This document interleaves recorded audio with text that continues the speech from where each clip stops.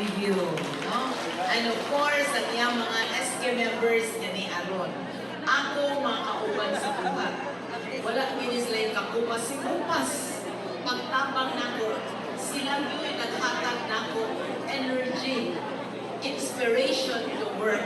Kay kanakabang wala tayo kauban ng pag-iba o tabang nako. Manuya ka. Medyo ko manuya kay kanunan yung kumanan. Ni Konsehal Brando Quezon. Ni Konsehal, akong SK Federation Chairman, Sheila Carpina. Kung kay akong natigdan, wala tayong kumpa, wala tayong... On our station is a representative of IUUP Incorporated.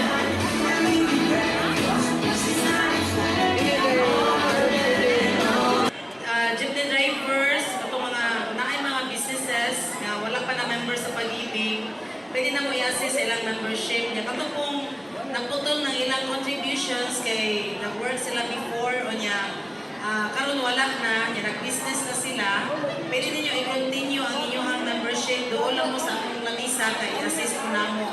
Katong na ay mga existing na nga contributions, especially katong more than 2 years na, niya mag-reactivate sila karon under self-employed. Right after sa reactivation, pwede na silang mag-avail sa Loyalty Card Plus, if wala pa sila.